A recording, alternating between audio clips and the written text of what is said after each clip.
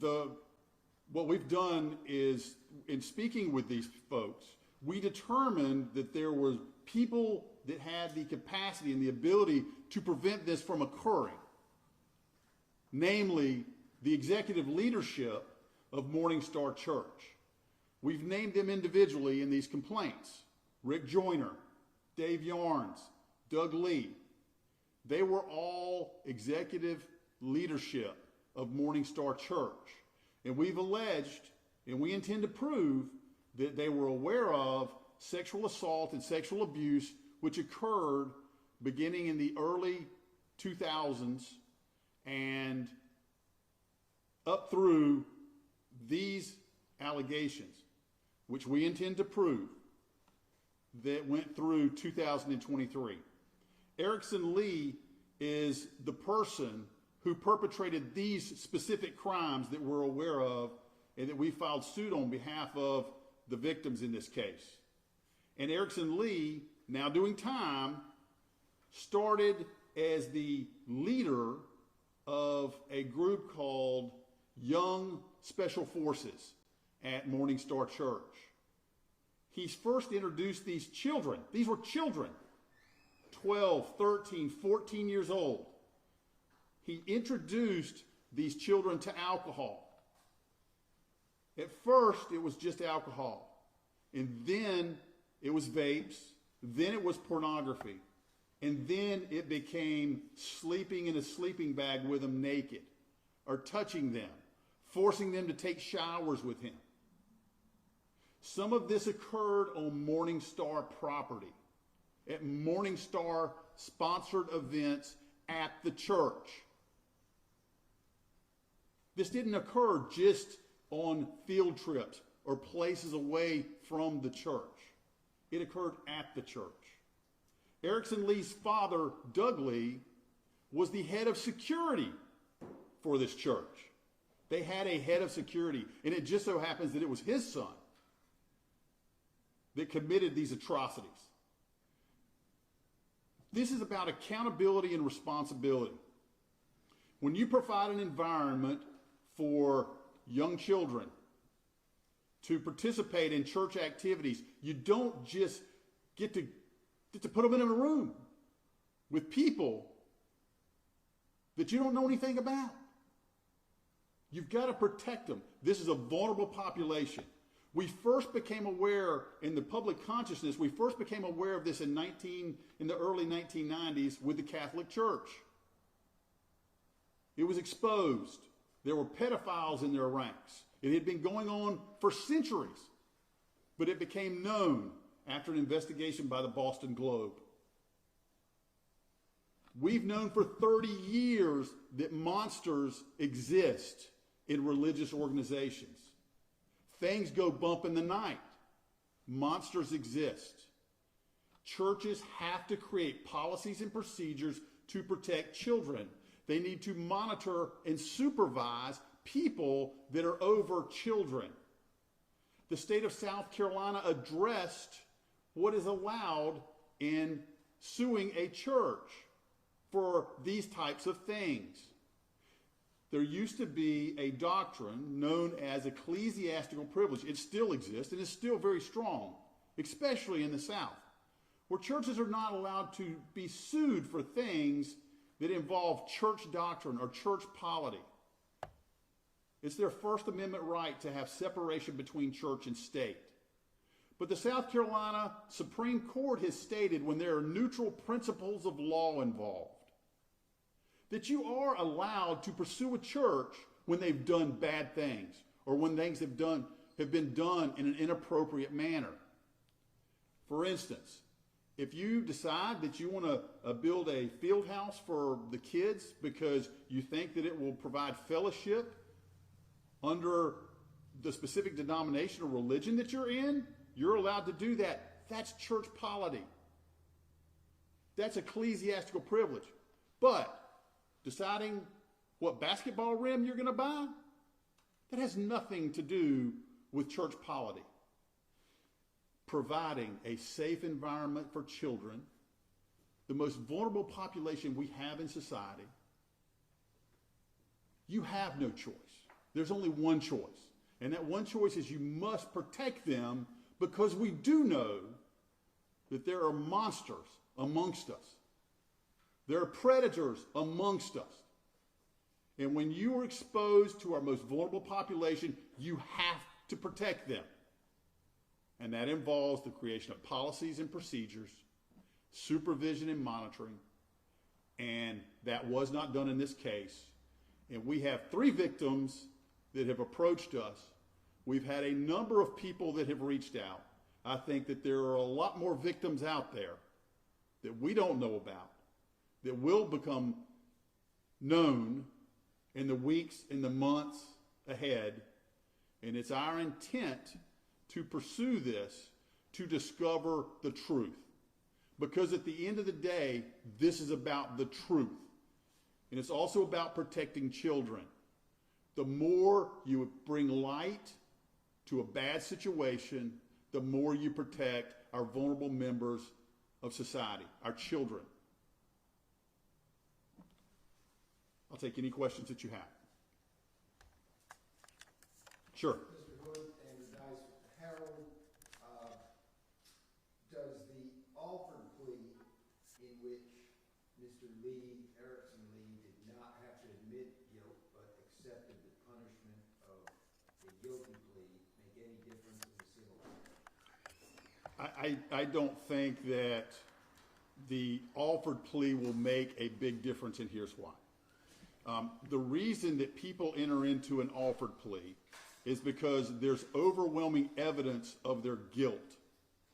And when you have this overwhelming evidence of guilt, then we've got text messages, we've got phone calls, we've got multiple witnesses about terrible things that occurred. And so whether you're trying to use someone's guilty plea or not, the fact that you have all of this evidence, that's the reason he entered into an Alford plea. Because there was no way around it. And we've got that evidence. And we feel very, very comfortable that we can prove the allegations that are in our complaint regardless of whether he entered into an Alford plea, a no contest plea, or a guilty plea.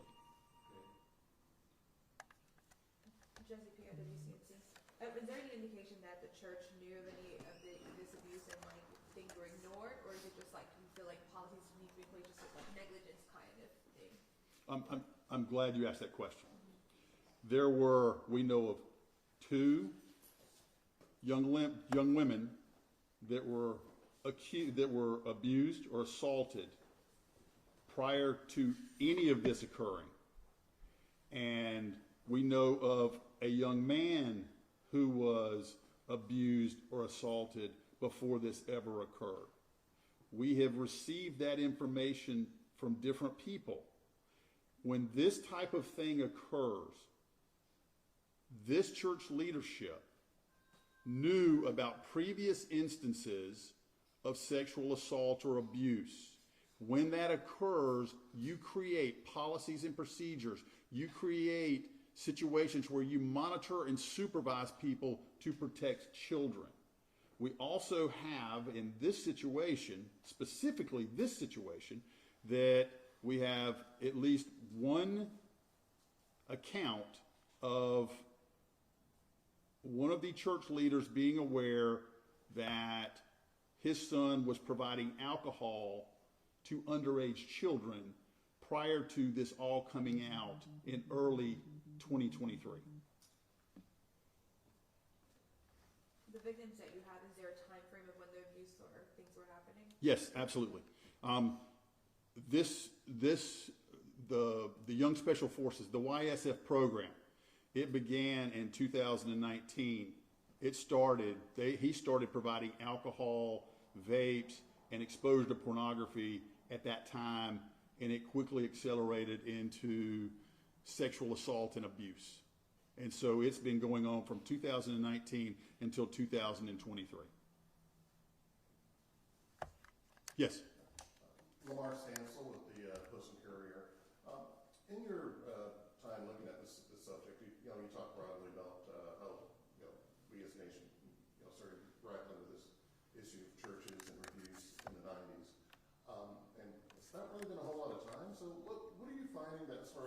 screwing the law as far as the policies that, you know, a church should have to prevent something like this? Or are you finding that, you know, a lot of churches still are lacking as far as things that need to be in place to protect children? This is a general statement about society, unfortunately. But what we've seen, because we represent members of this vulnerable population of minors who have been victimized by predators. And we've done it in multiple different situations with multiple organizations. In churches, there seems to be a delayed response. And I think that's because many of us in this room, let's say there's 20 of us in this room, many of us are believers. I'm a believer.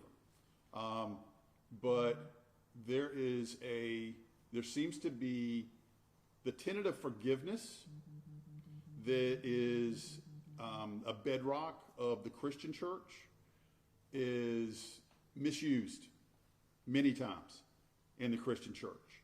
And there's a slap on the wrist, or, oh, boys will be boys, or, oh, he didn't mean for that to happen. And it's swept under the rug. That's not okay. Because churches or organizations, they should be held to the same accountability and responsibility as a school or the youth basketball league or any organization that caters to children. Why should a daycare be treated differently than a church daycare? It shouldn't happen. They're both held to the responsibility and accountability of protecting children. And if they don't do it, then it's up to a jury of their peers to determine if they're going to be held accountable or not. Yes, Andrew. Another question, if I may. There, in the law enforcement investigation, there were allegations of these activities taking place not just in York County, but in Horry County, the mountains of North Carolina, other places. Will that be included in your investigation or your suit? Absolutely. And in fact, we have laid them out in John Doe 1. It is explicit in the complaint that there were things that occurred in Gastonia, in Gaston County. There were things that occurred in Horry County. There were things that occurred at Camp Lejeune. These were all laid out in the complaint. And yes, they're part of this, because when you have a situation where you're allowing someone to go off-site with your children or with our children, with anyone's children, then it's incumbent upon you to make sure those children are protected. And in fact, in this case, we have unnamed folks, the John Smiths that we have named, because we don't know their identity. It wasn't just this guy. It wasn't just Erickson Lee. There were other people in the church community who were working in the Young Special Forces, who were accompanying him and were drinking with him, knew he was providing alcohol to kids, and knew that he was going off with kids. These folks knew this was not some isolated incident. This was a 4-year journey of predatorial conduct. That's what this was. If they had not covered up the previous sexual assaults, or even if they kept it within the church and they had done something, but nothing was done, it allowed an environment to exist that a predator came in and used the church grounds for his own personal playground. That's unacceptable. Sure. Savannah here with the WJZY. Can you expand a little bit more on the role that the parents had involved in getting this lawsuit together and this investigation? Sure. We were contacted in late July. Well, excuse me. We were contacted about 3 or 4 months ago, and then one particular person was just calling about information. And then about in late July, someone called and they were very serious. And the problem that you have in any situation, and it's going to get a little technical, I apologize. In South Carolina, parents are only allowed to bring a case for something called a necessaries claim for if their child is hurt. A necessaries claim means you're allowed to get the money that it takes for the medical care of your child. So really a necessaries claim for a parent of one of these children, it's not really a viable claim. But somewhere between that first call and in late July, one of the minors who had just turned 18 decided he wasn't going to take it anymore, and he wanted to talk to us, and he did. And he, along with his parents, said, this has to stop, because if it doesn't stop, other children are going to get victimized. If we don't stop this, bad things are going to continue to happen. And so they then came forward, and then other people came forward, and I expect there will probably more people that come forward. Yes? There is a case from Easley that happened back in the late 90s or mid-90s. The gentleman's name was Chris Paxson, and he was charged and went to prison for doing the same thing. He only spent like 6 years in prison. Do you use cases like that to help with your defense or, your prosecution? I think answering your question, I think we take anything that has happened in other cases and we look at what has occurred. We have to separate the criminal from the civil. In that case where he did 6 years, Erickson Lee will do at least 85% of his 9-year sentence. But we take those types of cases and we then look at it and we extrapolate that information and try to apply it to today. What happened in the 90s, and one of the things that was kind of it was very difficult, was there wasn't the recognition between church secular activity and church religious activity. Since that time, the South Carolina Supreme Court has recognized that situations involving, and this is the magic words, neutral principles of law, when they recognize that neutral principles of law were violated that resulted in harm, then you can sue a church for those particular actions. And so we take all of that information, whether it's the stuff that happened in that specific case that may show us where things existed or how things were addressed or taken care of, or what are reasonable actions that a church should take to protect children. And we do use that to help us decide, do we look at this? Do we take this case? Do we help these folks? Is there something? Is there a way to hold someone accountable or responsible for these actions? And so, yes, we take all of those things and we use it in the final determination of how we move forward. Following the announcement today, what is next for you guys? We enter into what is called litigation. And litigation, Chad and I have been doing this for a long time. Litigation is what we do. And we enter into something called written discovery.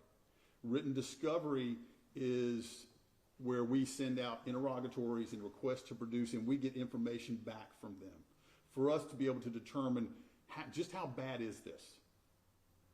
When did they know? How did they know? What could they have done? And then they will file something likely, in cases like this, in cases of sexual abuse or sexual assault, there seems to be a playbook somewhere, because it seems to be the same thing that happens every time, which is there will be something filed called a motion to dismiss. They will try to dismiss our claims because that's what happens in every sexual assault case. And that will be addressed. They will try to assert something called ecclesiastical privilege, the separation between church and state that we've talked about, and that's part of the motion to dismiss. And we feel comfortable that we can show that there are things that have nothing to do with church polity or the religious organization itself but involve neutral principles of law that allow us to go forward. Then after the written discovery, then we get to take depositions. And that's where we put people under oath, subject to perjury, and we get to ask them questions about what happened, how it happened, why it happened, and why someone isn't being accountable or responsible. Yes? Mr. Hood, the public index and court documents do not show that any of these three suits, one was filed August 7th, the others on the 3rd and 5th of September, have been served on the defendants. Is there a reason for that? When do you plan on serving? Yes, there is absolutely a reason. We've been contacted by a lawyer who represents them, and we're trying to work out a situation where we don't know if they're going to agree to accept service or not. If they don't agree to accept service of the complaint by the lawyer who represents them, then we will serve them personally. But there's no timetable for that? No, that's going to be within the next week. We're going to figure that out as to whether they're going to accept service or not. And again, forgive me for asking so many questions, does the 30-day clock start upon service? That it does. Upon that the defendants are required to respond or be in default? That is the clock that applies. 30 days from the day they get it. Right. It's filed, but once they're served, then the clock starts to click. That's correct. And as a matter of professional courtesy, we're trying to work with their attorney. Do you care to share who that lawyer is for Morningstar? I would prefer to not at this time, because sometimes someone that starts out is not the person that it ends up. But he has been in contact with us multiple times. Okay. So I think that's, and again, I apologize for asking so many questions. There is no question, and I'm asking this, I'm not saying it, there's no question that the defendants in this case know about these lawsuits. I think that they know, because their pastor has actually preached a sermon 2 weeks ago, a week ago or 2 weeks ago, specifically about these lawsuits. And he has given a statement. Instead, I believe his words were that they were wild accusations. You want to comment on his statement about wild accusations in his sermon? I stand by every allegation that we have put in our complaints. I have multiple witnesses, and I have evidence to prove every allegation that we have in our complaints.